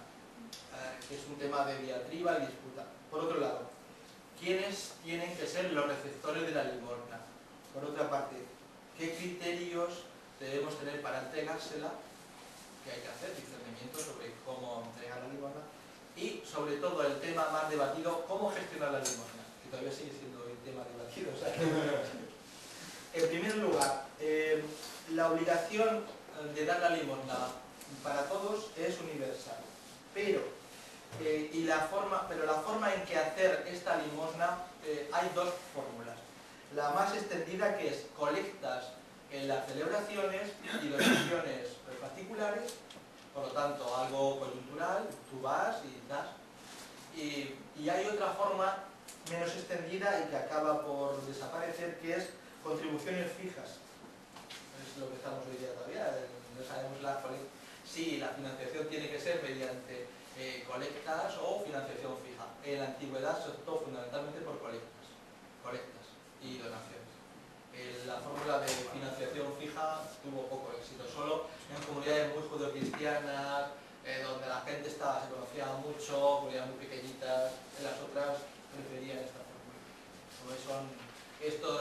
No hay nada nuevo bajo el sol del tema de la limosna, la financiación de la iglesia todavía. Por otra parte, los receptores de la limosna, no debe haber ninguna duda, los principales receptores de la limosna son los pobres. Esto es evidente, claro, no hay dudas. La cuestión es que, aparte de los pobres, también a partir del siglo, sobre todo III, la limosna se va a distribuir a los ministros del culto. ¿Por qué a partir del siglo III? Porque antes del siglo III los ministros del culto eran autónomos, independientes. A partir del siglo III las comunidades cristianas empiezan a liberar a sacerdotes para dedicarse a la comunidad. Entonces, antes los ministros no recibían ni una pela, ni un denario, ni un óbolo. A partir del siglo III la comunidad empieza a liberar a la gente y ¿qué pasa? Si lo liberas, ¿qué tienes que hacer? Pues pagarlo. Entonces empieza a financiarse, y aparte de los ministros del culto también se utiliza la limosna para otras necesidades comunitarias como edificios o encuentros comunitarios. Y también, muy importante, las comunidades más ricas son extremadamente generosas con las demás. A mí siempre me ha impresionado que, en concreto, por ejemplo, la comunidad de Roma en la antigüedad es la más generosa. Cualquier necesidad acuden a ellos. Nunca se le ocurre pedir a nadie. Yo digo, qué bien. Roma siendo generosa y no pidiendo, dando. Esto es un ejemplo que se debería seguir, pero parece ser que Roma sigue queriendo parecerse a la antigüedad de todo menos en esto. Qué curioso. En la cuestión de ayudar a ser más. En vez de dar, recibe. Yo creo que es por el elemento de redistribución. Generosamente va a redistribuir a las demás y ser más necesitadas. Luego las reglas de discernimiento es averiguar si la necesidad es real o ficticia. En el primer caso, si la necesidad es real, la obligación de donar es absoluta. En el segundo, obliga al donante a ser cauto, no des tan directamente. Hay un adagio de la Vida G del año 90 que dice que la limosna sude en tu mano. Es decir, no seas tan generoso, piénsate a quién lo vas a dar, que sude en tu mano. Y sobre todo, muy severas penas al que se ponga a pedir sin necesidad. Os voy a leer solo un texto de un pseudo Basilio, donde dice: hay que complacer con gusto al mendigo siempre que se atienda también a la necesidad del individuo, pues muchos, prescindiendo de la necesidad, hacen del mendigar un negocio y abusan de las limosnas para saciar su opulencia. Pero es necesario distribuir dones con inteligencia y prudencia según la necesidad. A quienes componen canciones obscenas de amor para conquistar así a las mujeres o muestran heridas y muñones falsos, no les resultan provechosas las ricas donaciones. Les sirve más bien para empeorar. Con una pequeñez hay que quitar del medio el criterio de tales hombres, pero misericordia y caridad convienen solo a aquellos que soportan pacientemente una grave necesidad. Por ello se necesita experiencia para distinguir el verdadero pobre del mendigo codicioso. Quien da a un pobre presta al Señor y recibe su salario, pero quien apoya a un vagabundo de este tipo es como si echara desperdicios a los perros que se hacen cargantes por su fogosidad, pero son dignos de compasión como los pobres. Este no es de Basilio, sino es de Basilio, pero ya este tema estaba ahí. Y lo que desde luego va a haber diferentes opiniones, por no decir voces encontradas, es sobre la conveniencia de dar directamente a la persona, al necesitado, o donarla a una institución que se encargue de gestionar este donativo. Hay para todos los gustos y colores.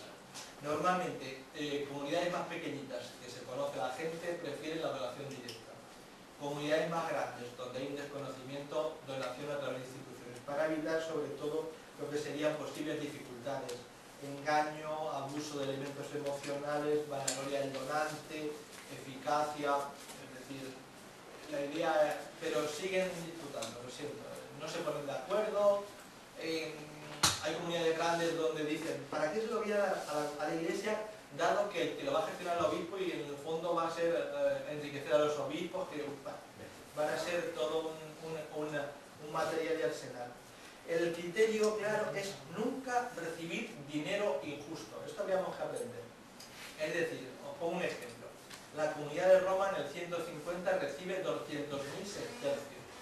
Es equivalente a lo que ha donado Zara multiplicado por 10. En el 150. Resulta que el que lo dona es un tal Marción. Al cabo de unos años, Marción... Como Mancio. No, es Marción.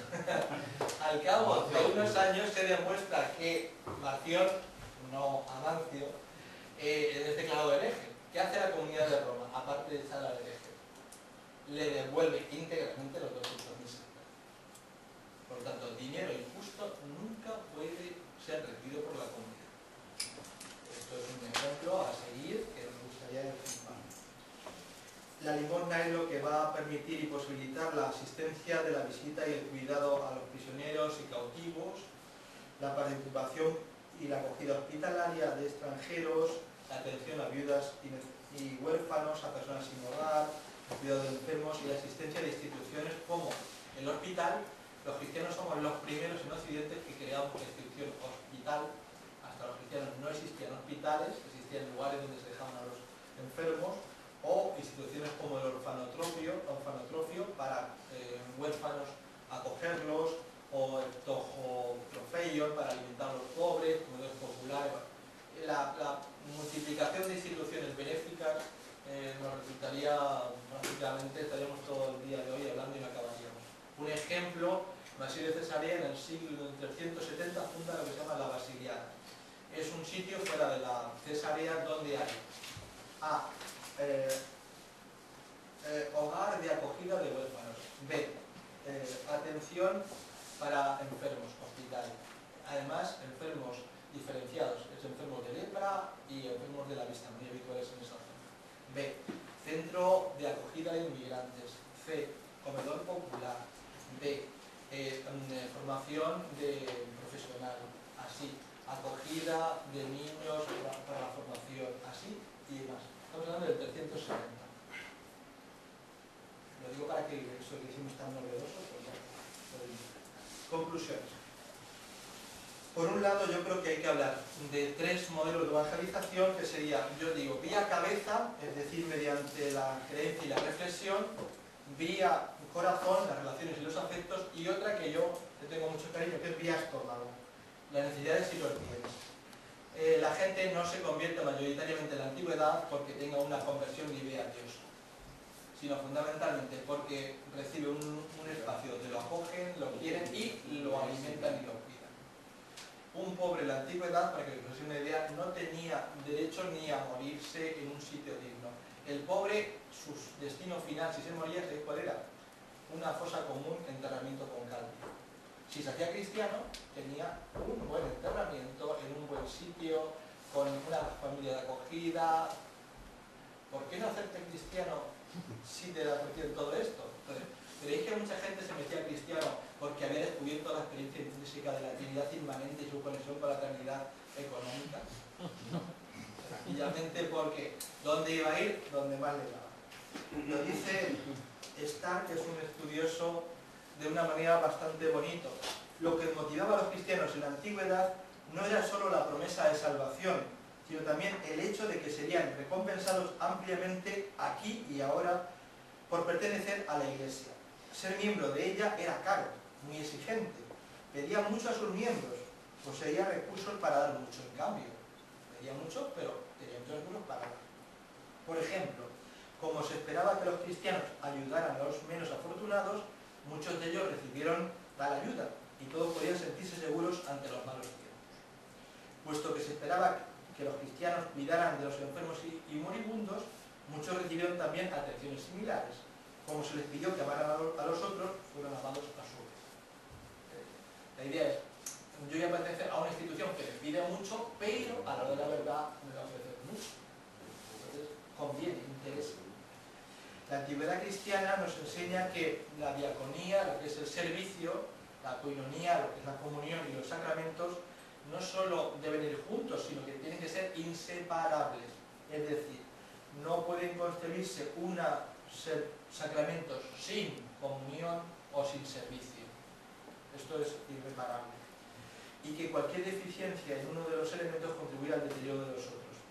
En concreto, esto está muy bien expresado en la liturgia cristiana. El lugar por excelencia de la limosna era la Eucaristía, donde se acudía a la preocupación ética por necesitados, pero al mismo tiempo la salvación. Hay un texto muy bonito de Santiago 1:27 que dice: el verdadero culto cristiano consiste en socorrer a los huérfanos y las viudas. Culto, es el término técnico del Esqueia. El culto cristiano verdadero, no dice ir a misa los domingos, es socorrer a los huérfanos y a las viudas. Santiago 1:27, es verdad que es línea dura, pero bueno.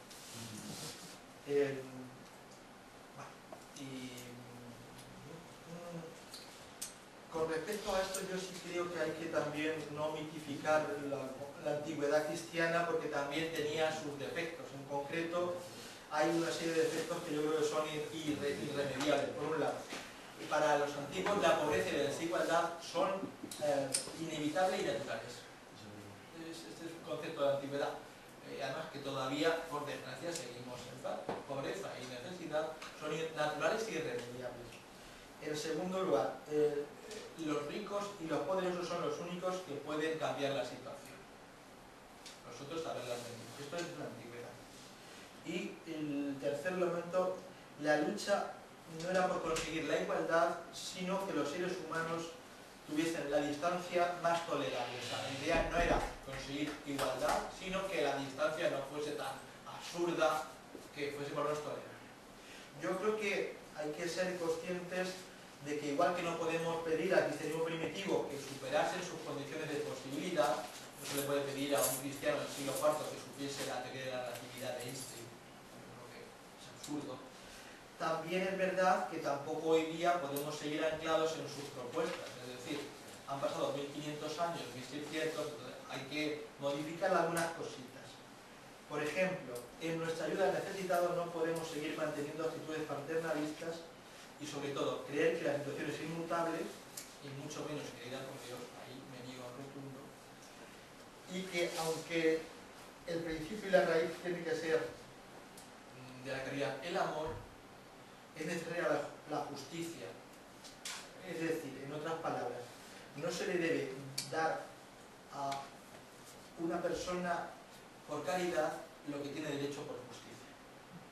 Yo creo que ahí tenemos que hacer una reflexión, porque a veces el tema caritativo podemos acudir a una disminución del tema de la justicia. Entonces, yo creo que la reflexión caridad-justicia hay que retomarla. Además, pertenece a raíces cristianas, aquí no tiene que venir el PSOE a decirnos nada. Antes que el PSOE, ya la reflexión en torno a la justicia y la caridad están mucho más. Y que además los pobres y necesitados no solo deben ser receptores de bienes y servicios, sino también protagonistas de sus vidas. Es un poco la cuestión. El Evangelio nos propone una nueva y radical forma de salir de nuestras angustias, soledades y bloqueos, que es, que en el fondo es el acaparado para el futuro. La idea es, no te hagas de las riquezas, porque al final las riquezas te tendrán.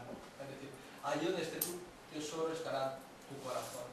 La idea es, ¿dónde tenemos puesto nuestro corazón? Porque allí va a ser lo que nos maneje. Y en este sentido, la conexión entre el deseo, corazón y lo deseado, riquezas, es muy sutil.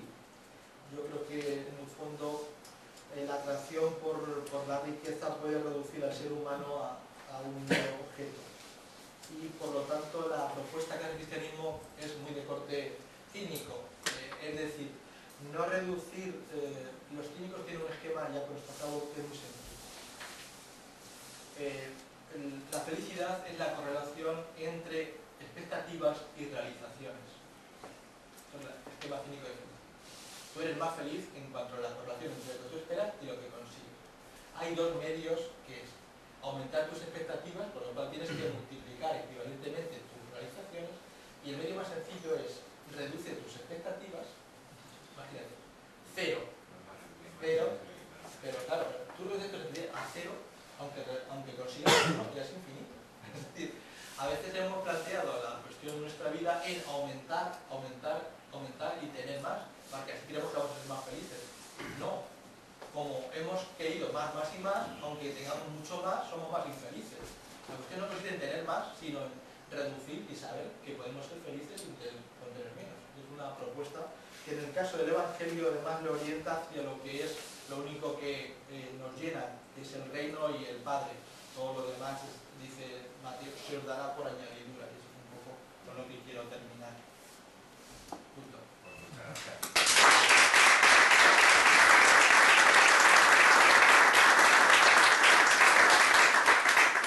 A mí hay una cosa, como economista, que he hecho gran parte de mis estudios, mi tesis y tal, viviendo con Fernando, o sea, conviviendo con Fernando.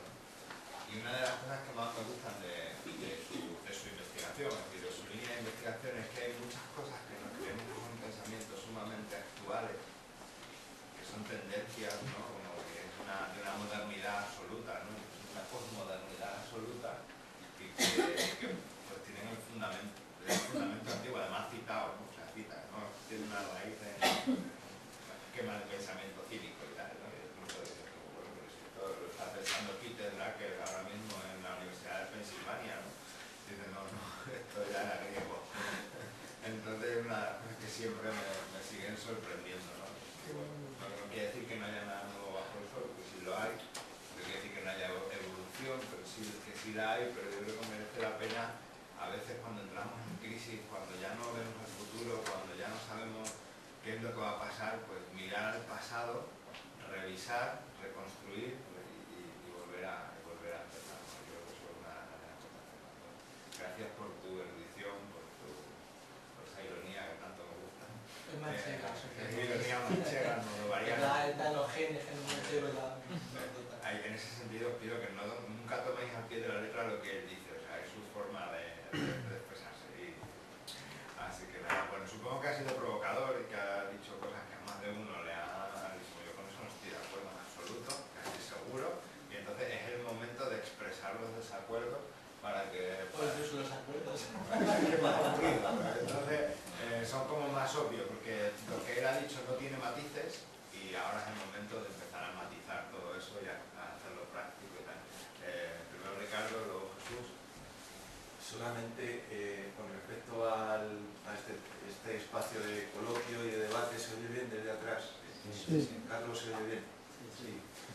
Bueno, yo primero priorizaría dentro de la sala los más jóvenes para las preguntas, porque siempre que un universitario pues cae en un grupo de adultos, pues a lo mejor puede decir.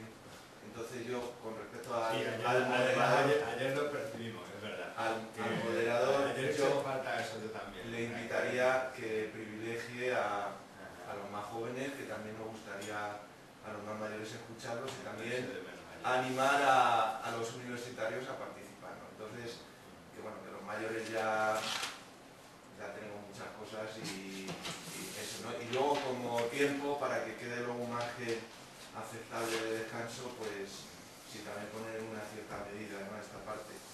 Entonces yo sería capaz de desprenderme de mi turno de preguntas si hay manos juveniles. ¿Tienes preguntas? Sí, tengo tres, pero bueno. Ya que has hecho uso de la palabra. Sí, bueno, después, no sé, todo ese panorama, ¿no?, de la iglesia primitiva, por qué nivel de significación tenía en el mundo antiguo, porque claro, Roma, el imperio, se derrumba, ¿no? Entonces, si se derrumba es porque es una sociedad que no funciona bien, ¿no? De hecho, pues hay datos sobre que tiene una crisis demográfica muy grande, que la imagen que tenemos del mundo antiguo es pues terriblemente injusto, la esclavitud, etcétera, ¿no? Entonces, ¿qué significación tenía en ese mundo todo esto que es tan maravilloso, ¿no? Después también todo el tema de las herejías. El mundo primitivo está sembrado de herejías, ¿no?, de divisiones dentro de la iglesia.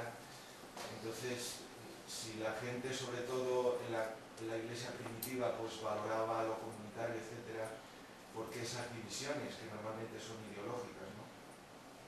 Y luego, si está claro el ideal, que es la redistribución de la riqueza, ¿no?, pues sin querer piensas en las ideologías como el marxismo, que han propuesto de decir, bueno, pues si esto es la naturaleza del hombre, que aquí todo tiene que ser de todos, pues vamos a repartirlo esto de verdad, ¿no?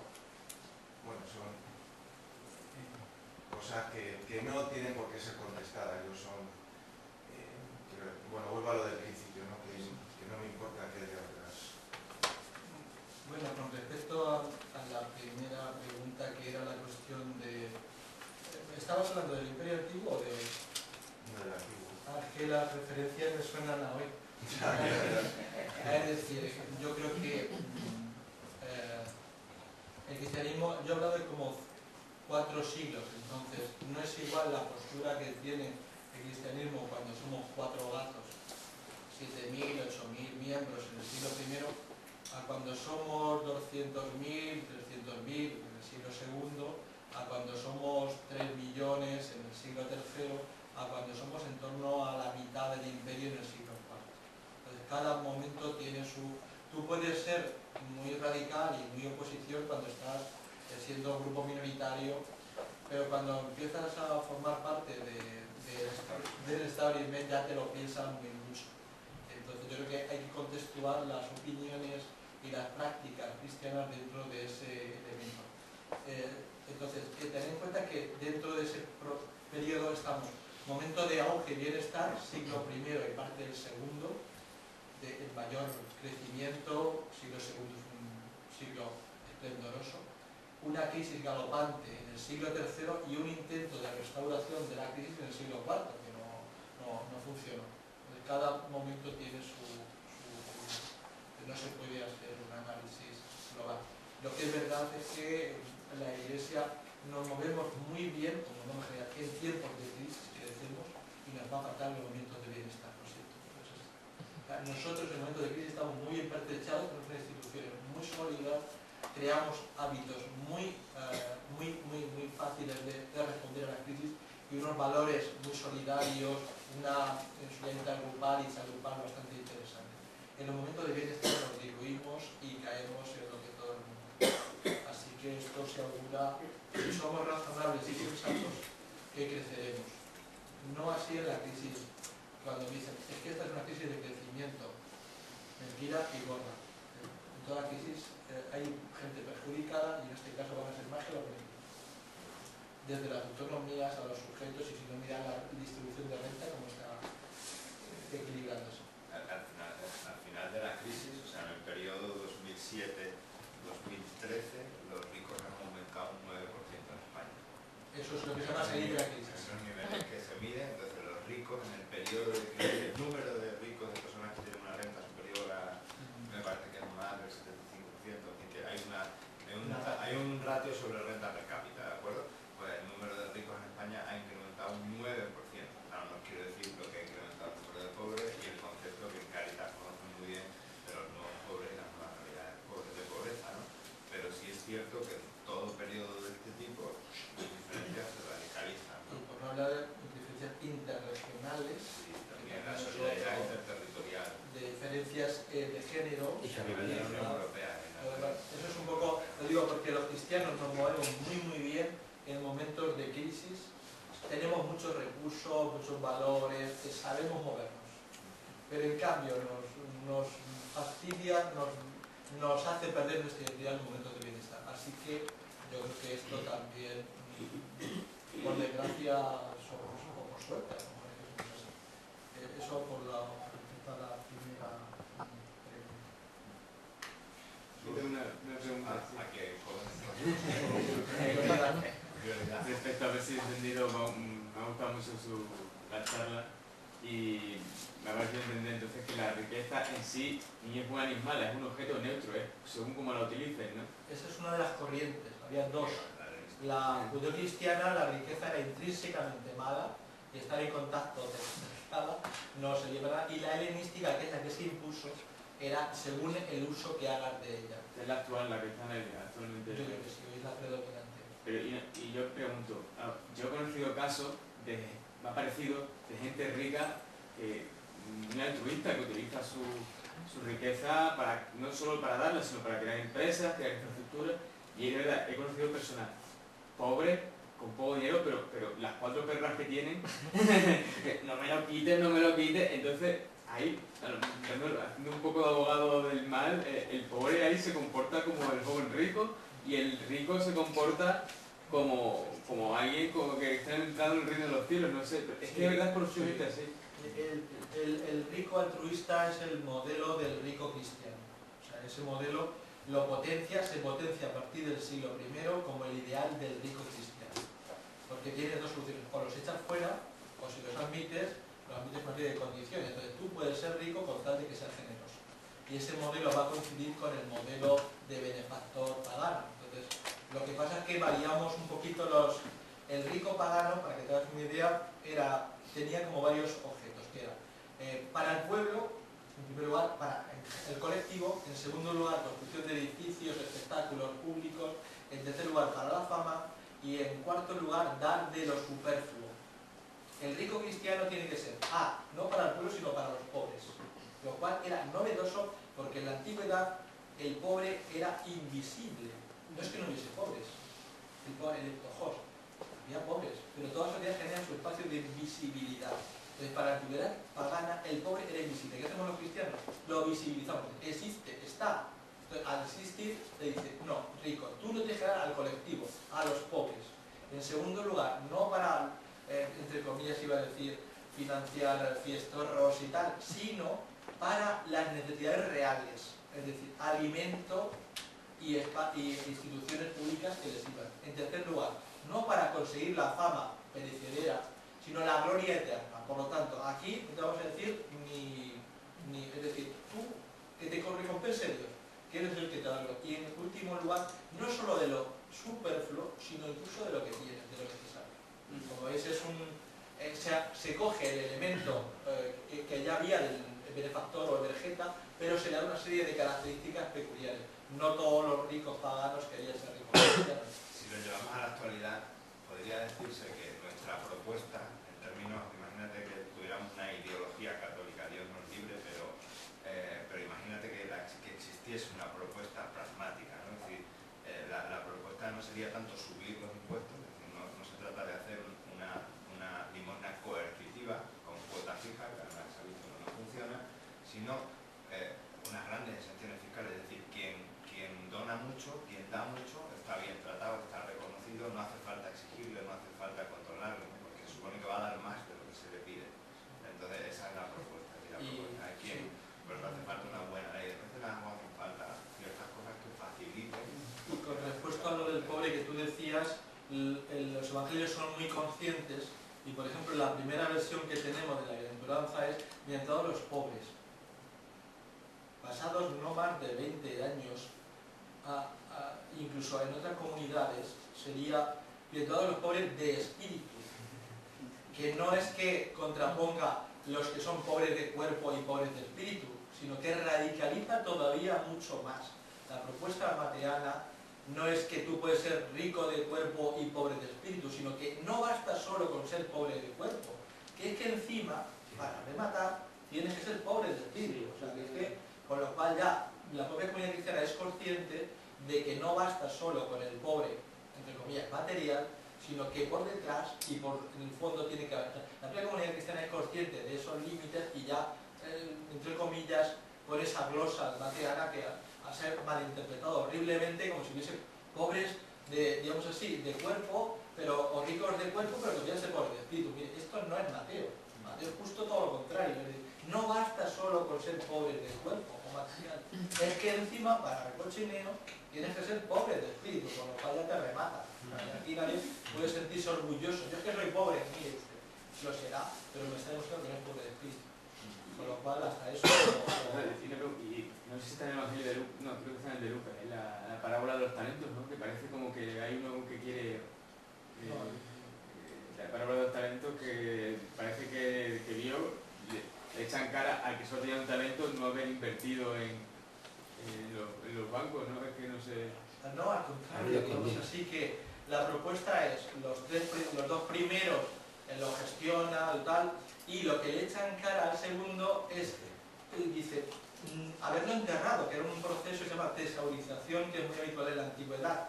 Muchos de los ricos de la antigüedad, para evitar perder dinero y que se, digamos así, echase a perder, gestionarlo, lo que hacían es que lo escondían y el valor oro se revalorizaba. Entonces, lo que dices es, por lo menos lo podías haber invertido entre comillas, en la banca para que te hubiese rendido algo. O sea, de acuerdo, vale, eres miedoso, cobarde, no te atreves a gestionar tus talentos, que además aquí se utilizan talentos en un nivel doble. Por un lado, lo que es la parte económica, por otro lado, es el creador de los talentos o cualidades que tiene. O sea, que hay esas dos lecturas. Pero lo que te echa en cara es, eres tan miserable que ni siquiera te ha ocurrido lo más básico.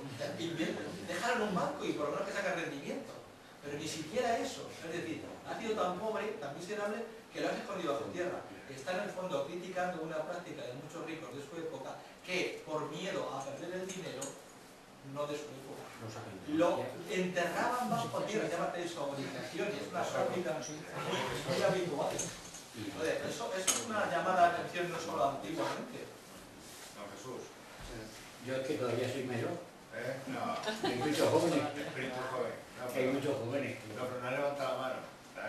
Bueno, ha haciendo la pregunta mientras se levanta. No, es que hay una expresión que a mí me ha resonado a los tiempos actuales, que a mí me pone muy nervioso, que es el tema este que has dicho tú de la escenificación de la limosna, que últimamente estamos asistiendo a eso. Es decir, gente muy generosa, grandes campañas, colectas que salen en la foto, y a mí me parece que es poco cristiano. O sea, yo tengo una actitud muy crítica en estos tiempos de crisis a muchas cosas que hacemos, incluso gente de iglesia, ¿no? Que es marketing solidario, o sea, es anunciarnos a nosotros mismos, anunciar una casa comercial, anunciar no sé cuántos kilos de alimentos y campañas que en realidad, aparte de que damos perecederos, o sea, cosas perecederas, es lo más superfluo y que vamos persiguiendo, sobre todo eso, salir en la foto. Ahora no nos hacen un monumento ni nos ponen una placa, pero... Los medios de comunicación son importantes. Entonces es terrible, o sea, yo, la verdad es que a mí además es una cosa que como he estado en Cáritas y tantos años y buscando otras maneras de compartir, quizá en esas raíces de la comunicación viene de la antigüedad, más desde el corazón, cuando es este tipo de cosas que ahora florecen como setas, ¿no? En ámbitos eclesiales y no eclesiales. Confieso que es de las cosas que en los últimos 12 meses más me han dicho sufrir este tema. Contigo, solo un ejemplo de mi propia experiencia fue justo la semana que Zara donó 30 millones a Cáritas, ese mismo domingo coincidió con la parábola de la viuda, el óvulo de la viuda.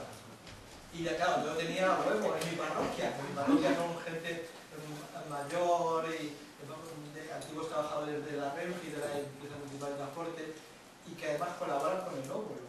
Entonces dije, vamos a ver, según vosotras, el Evangelio ¿a quién, digamos así, aprueba más? ¿A los ricos tipo Zara o al óvulo de la viuda que da? Y todas, claro, no tenían que hacer grandes reflexiones sobre teoría económica, keynesiana o post-keynesiana, lo tenían evidente. Es decir, allí la propuesta evangélica era el óvulo de la viuda. Y digo, ítem más, es decir, todavía incluso Cáritas, gracias a qué funciona, a los donativos generosos de instituciones o a un voluntariado que a lo largo de muchos años, además de gente muy humilde, está trabajando sin darse el pegote, que está aquí antes, que está ahora y estará después. Cáritas funciona. Yo creo que la gran diferencia, aquí a lo mejor me meto en el terreno pantanoso, entre Cáritas y Cruz Roja es esa. Es decir, en la época PSOE se intentó construir una Cáritas laica, como en el tipo de Juliano, a base de financiación, de fondos. Eso es un grave error. Pero lo digo como para nosotros, es decir, nosotros ¿por qué sobrevivimos eclesialmente? Porque somos voluntariados. Es decir, instituciones en los tiempos actuales que no tengan como elemento clave el voluntariado van a entrar en barrena. ¿Por qué? Porque la buena parte de las organizaciones de tipo solidario y tal estaban muy financiadas. Entonces, otra cosa buena que va a tener la crisis es que va a limpiar buena parte de instituciones que no estén basadas en lo sólido, que es el voluntariado. Y además empezaba a existir lo que se llama en sociología los parásitos institucionales, es decir, mucha gente que las ONGs estaban creando un tipo de voluntariado semi-comercial que a mí me empezaba a preocupar. Entonces vamos aquí se van a discernir las que son auténticas ONGs y las ONGs, digamos así, que aprovechan el ambiente de que hay fondos. Así de claro. Yo lo siento en el alma, soy contrario, me parece aberrante, pero alguna cosa tiene que ver buena. O sea, aquí no estamos todo el día amargando. Vamos a ver qué cosa, lo que decía San Ignacio, hacer de la inconveniente crisis una oportunidad. Esto que está teniendo de positivo. Yo creo que es una buena lectura. Habéis visto que en la crisis, ya como es tan larga, no ha habido crisis tan largas en la historia, muchas historias de crisis, pero los ciclos son más cortos, como de 7-4, 7-4, 7-4, 7-4. Los ciclos nunca se había prolongado tanto el ciclo de la crisis. Ten en cuenta que no en todo el mundo hay crisis, es una crisis muy nuestra y tal, ¿no? Entonces, al principio nos preocupábamos, analizamos las causas, el análisis de qué va esta crisis, ¿no? De qué tipo de crisis es la que tenemos, ¿no? De financieras, de demandas, de ofertas, de no sé qué. Pero lo primero que hicimos fue eso, ¿no? La tipología. La segunda fue aprender de la génesis, es decir, qué había pasado con la crisis, o sea, qué es lo que nos había llevado a una crisis de esa naturaleza que no podía volver a repetirse, no sé qué. Ahora mismo estamos terminando una etapa de análisis de las consecuencias, es decir, teníamos miedo de las consecuencias y nuestros peores temores se han cumplido, porque como decía yo antes, estamos ya rozando la barrera de la crisis institucional, que es la que viene después de la crisis social. Y primero temimos la crisis social, dijimos, no, la familia aguanta, tal, ya sabemos que los jubilados están sosteniendo esta crisis y que los recursos empiezan a acabarse, ¿no? Y una vez que la crisis social ha roto, ya empezamos a ver una crisis institucional, es decir, un desprestigio de las instituciones, tal, que es muy peligroso, por cierto. Y ahora estamos ya en la parte de sacar lo bueno. ya como lo último, que es sacar lo bueno de la crisis, ¿no? Es decir, la parte esta del optimismo antropológico de intentar, ahora estamos en el aprendizaje de la crisis ya que parece ser que hemos tocado fondo, ¿no? Pero vamos, que hasta ahora no hemos tocado fondo, sino quiere decir que punto muy importante, ¿no? Hasta las 12, ¿no? En teoría es hasta... Sí. 11:30. Yo he sobrepasado más. No, era una hora de... Sí, y media hora de... pero como hemos empezado un poco tarde, pero yo creo que Bueno, damos una última oportunidad por ahí. me interesa dejar un espacio Saltándome al de director, descanso. una última oportunidad. Espero que sea algún joven, algún universitario, alguna propuesta. Yo creo que esta ha sido sugerente. Tengo mucho daño. Alguien tiene que caer para siempre. Bueno, de todas maneras, los más jóvenes, si os apetece, bueno, le podéis luego hablar, comentar, revisar. Javier, clausura como director del turno de... No, pero tenía dos breves preguntas. Una sobre el problema de la comunidad de Jerusalén. Quizás uno de los problemas que puedo tener frente a otras es que elige un modelo económico en el que solo sale. Y la entrada, si yo vendo todo lo que tengo, hago una aportación. Pero claro, esa aportación es única. Luego no tengo un medio productivo con el que poder seguir manteniendo la comunidad. Eso podría explicar en parte su crisis. Pero sobre todo a mí me gustaba indicar algo. Se ha hablado y muy bien de lo que es la limosna. Pero la idea que puede quedar un poco es una limosna muy monetaria. Y ha salido ahora uno de los elementos más importantes de la limosna, que es el voluntariado. En una sociedad además que es una sociedad mucho menos monetarista que la actual, hay gran parte de esa limosna que es servicio personal.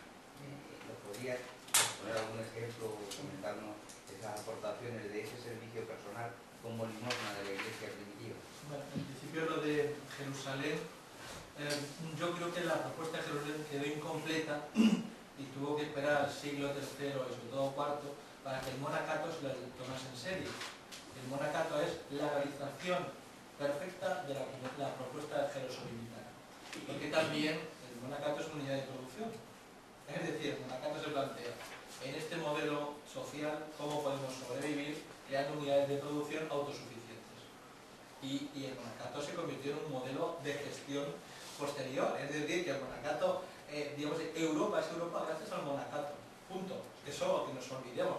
Monacato había en Asia 2000 años antes de Cristo y no ha producido ningún elemento, digamos así, económico del nivel del monacato occidental. Eso hay que tenerlo presente.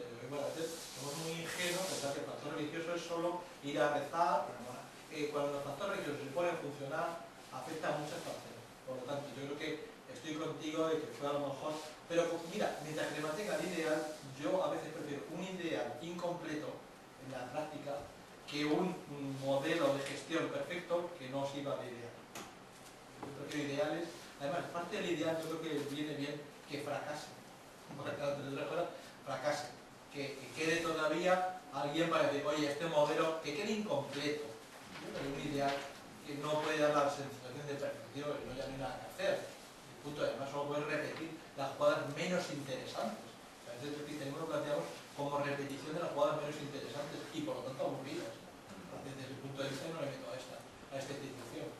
Y con respecto a lo que decías, la segunda parte de la limosna es una cuestión que yo sí creo que habría que acudir más al elemento, digamos así, etimológico. La limosna no solo es el bien económico que yo doy, sino la actitud de piedad, misericordia que yo tengo con el otro, pero como respuesta a la actitud de misericordia y piedad que Dios ha tenido conmigo. Por lo tanto, esto involucra unos niveles de experiencia profunda, de espiritualidad, de que mi tiempo está incluido en el saco de lo que yo doy, de incluso mis capacidades, si me apuráis, mi trabajo, mi profesión. Hay elementos, por ejemplo, el papel de la familia como elemento de solidaridad en la antigüedad, que es espectacular, la familia cristiana, pero el papel del monacato, el papel de las vírgenes consagradas, el papel de... O sea, esto es algo que le afecta a todos. Ahora también, y esto como modelo para evitar que esto se convierta en una especie de idealismo cristiano, en la comunidad cristiana al principio quien gestionaba la economía era el obispo, y el obispo normalmente lo cedía al diácono. Pues en los 3 primeros siglos yo tengo localizados 4 casos de diáconos prevaricadores, o sea, que se llevaron todo el fondo comunitario y las comunidades a dos velitas. Es decir, que a veces hay que tener cuidado, es decir, que no idealicemos, que donde está esto puede haber, junto con los más excesos ejemplos de compartir, de solidaridad, los más ruines que se aprovechan de las viudas y los huérfanos para llevarse encima los fondos comunitarios que eran muy escasos. Pero bueno, acabamos. Muy bien, pues terminamos y café largo. Café largo, como es costumbre en el curso de verano, Bueno, para dejar un rato para... Bueno, a las 12:30 hay un espacio suficiente. Recordaros que tenemos una mesa redonda, Economía del Bien Común, que tendremos la presencia de Jesús María Vázquez, no sé si estará ya en la sala, no ha llegado, Ignacio García, sí, que nos van a presentar el modelo de 2 empresas Se nos incorpora dirigidas al bien común. don Jesús Moreno como ex representante de Cáritas. Pues hasta luego.